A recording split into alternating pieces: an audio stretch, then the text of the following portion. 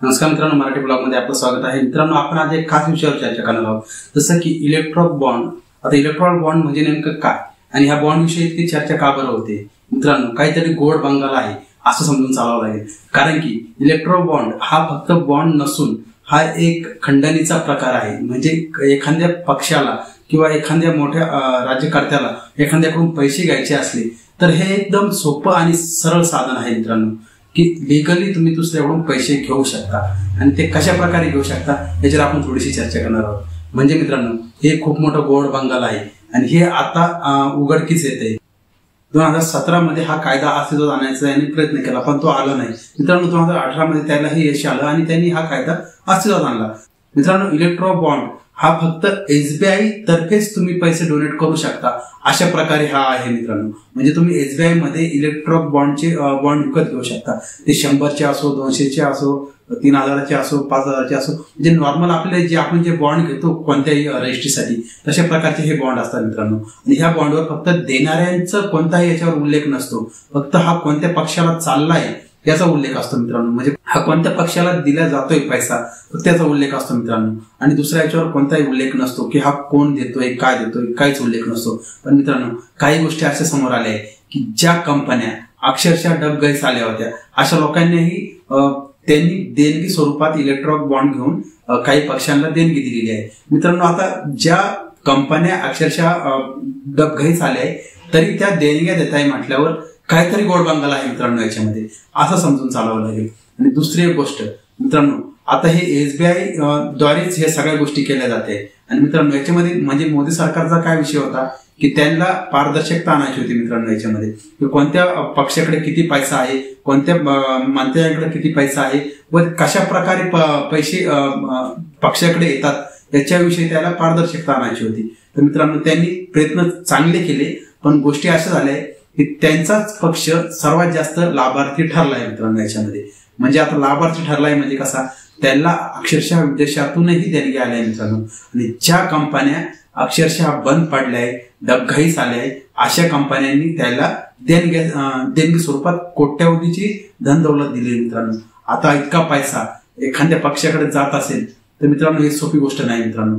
पण एक गोष्ट आहे मित्रांनो की याच्यामध्ये इलेक्शन कमिशनने हा सगळा डेटा आता उघड केलाय की बाबा हा पैसा नेमका आला कुठून, कोणाकडून आणला आणि कशा प्रकारे इतका पैसा या पक्षांकडे आलेला आहे त्याच्यावरती सविस्तरपणे त्यांनी याची लिस्ट जारी केली आहे मित्रांनो। याच्यामध्ये सगळ्या पक्षांचं एकच म्हणणं आहे, तेरी भी चूप मेरी भी चूप, कारण की सर्वांनी याच्यामध्ये हात धुवून घेतले मित्रांनो। म्हणजे सगळ्यांनी काळा पैसा जमा केलाय आता असं म्हणावं लागेल आपल्याला, कारण की मोदी सरकार जे म्हणायचे की आम्ही काळा पैसा हा भारतात आणू किंवा भारतातून आपला जो पैसा आहे तो बाहेर जाऊन देणार नाही, मित्रांनो हे तर उलटच झालंय। आता तुम्हीच बघा मित्रांनो, आता जो हा पैसा जो काळा पैसा आहे तो काळा पैसा पक्षाला कशा प्रकारे देणगी स्वरूपात दिला जातोय असा हा प्रकार आहे मित्रांनो। म्हणजे काळा पैसा व्हाईट करणं। आणि दुसरी गोष्ट, ज्या कंपन्या आता हा पैसा देत आहेत पक्षांना त्या कंपन्यांमध्ये याचा रेकॉर्ड राहत नाही। म्हणजे आपण जे देणगी देतोय बॉन्डच्या स्वरूपामध्ये त्याचा रेकॉर्ड राहत नाही मित्रांनो। म्हणजे ते कंपनीवालेही काही घोळ करत असेल तर त्यांचाही रेकॉर्ड पुढेही राहत नाही, म्हणजे त्यांच्यावर कोणती कारवाई होत नाही, हे लक्षात ठेवा मित्रांनो। म्हणजे हे सगळे पळापळीचे जे धंदे असतात ना मित्रांनो, की कुठून तरी कोणतरी वाट सुटलेली असते किंवा जागा सुटलेली असते, तिथून आपण पळू शकतो। किती कारनामे केले आपण, किती घोळ केला तर त्या जागेतून आपण पळू शकतो, असा हा प्रकार आहे मित्रांनो। आता मित्रांनो, याच्यावर सर्वात जास्त चर्चा का बरं होते? पक्षाकडे पैसा आला, आता हा तर लिगली आला मित्रांनो, असं आपल्याला आता तरी म्हणावं लागेल। पण मित्रांनो, याच्यावर सर्वात जास्त चर्चा होतीये ही एका गोष्टीमुळे की ज्या कंपन्या होत्यात काही जुन्या, त्या कंपन्यावर ईडीच्या कारवाया झाल्यानंतरच BJPकडे काही देणगी स्वरूपात पैसा गेला। म्हणजे मित्रांनो, ही सोपी गोष्ट नाही। ज्या कंपन्यावर समजा आज माझी कंपनी आहे, माझ्या कंपनीवर आज ईडीची कारवाई झाली आणि मी 3-4 दिवसानंतरच पक्ष जे आहे त्या पक्षांना मी देणग्या स्वरूपात पैसे देतोय। म्हणजे कोणत्या पक्षाला देतोय? फक्त BJPला देतोय मित्रांनो।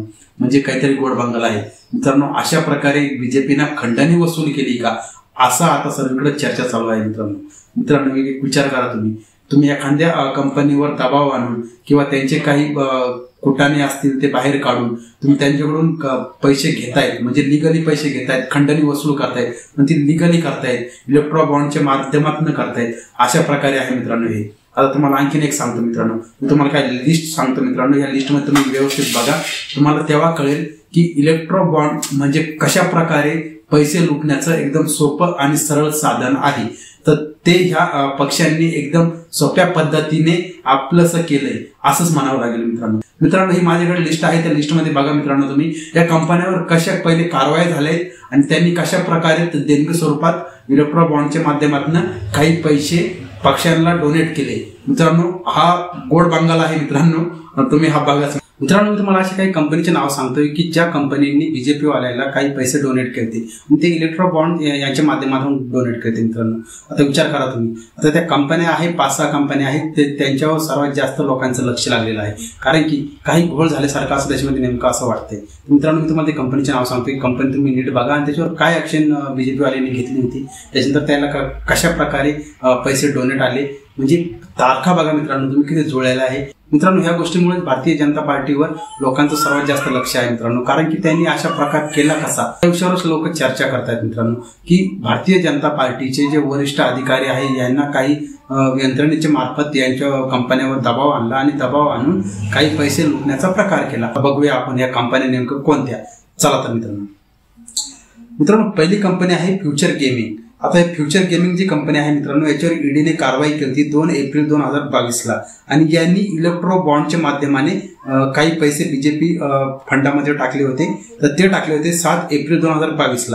आता मित्रांनो तुम्ही विचार करा मित्रांनो, आता हा प्रकार कसा घडलेला आहे मित्रांनो, तारखा बघा मित्रांनो तुम्ही, म्हणजे खंडणी वसूल करण्याचा हा एक प्रकार आहे असं याच्यातून दिसून येत आहे मित्रांनो.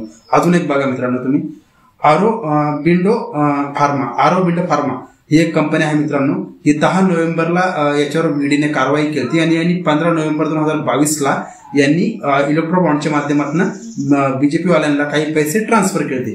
आता मित्रांनो अजून एक बघा तुम्ही, सीडी साई इलेक्ट्रिकल्स. आता ही कंपनी आहे मित्रांनो, याच्यावर 20 डिसेंबरला ईडीने कारवाई केली मित्रांनो आणि 11 जानेवारी 2024 यांनी पण इलेक्ट्रिक बॉन्डच्या माध्यमातून काही पैसे बीजेपी फंडामध्ये ट्रान्सफर केले.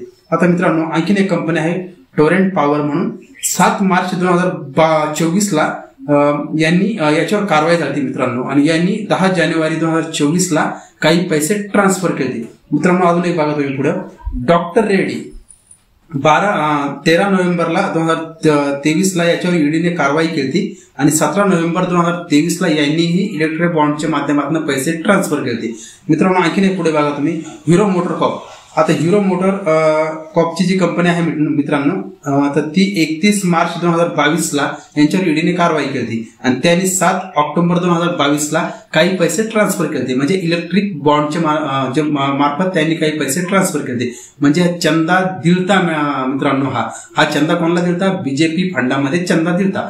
तर मित्रांनो तारखा बघा मित्रांनो तुम्ही, किती गोड बंगाल आहे मित्रांनो याच्यामध्ये. अजून एक कंपनी आहे मित्रांनो ॲक्को इन्फ्रा म्हणून आहे, त्याच्यावर पण त्यांनी 10 जानेवारी 2022 बॉन्ड करून पैसे दिलेले.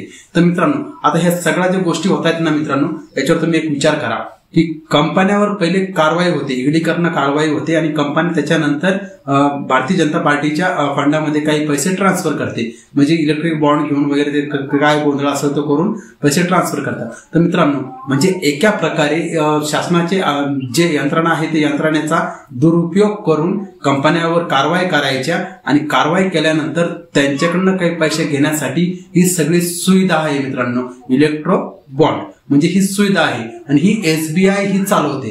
तर असा हा प्रकार आहे मित्रांनो. आता तुम्हाला कोणी विचारलं इलेक्ट्रो बॉन्ड म्हणजे काय, तर तुम्ही काय सांगता मित्रांनो, एक तर खंडणी वसूल करण्याचं साधन आहे की दुसरं काही साधन आहे. मित्रांनो याच्यामध्ये काळा पैसावर आळा आणणं हे काही शक्य होणार नाही, आता तरी असं दिसून येत आहे मित्रांनो. आता याच्यावर सरकार कोणता निर्णय घेते आणि हायकोर्ट कोर्ट याच्यावर काय निर्णय घेते हे बघणं गरजेचं आहे. मित्रांनो माझा हा ब्लॉग तुम्हाला कसा वाटला, आवडला असेल तर लाईक करा, सबस्क्राईब करा, फॉलो करा. मित्रांनो माझ्या या चॅनलवर तुम्हाला नवीन व्हिडिओ बघण्यासाठी माझ्या चॅनलला सबस्क्राईब केल्याशिवाय जाऊ नका. धन्यवाद मित्रांनो.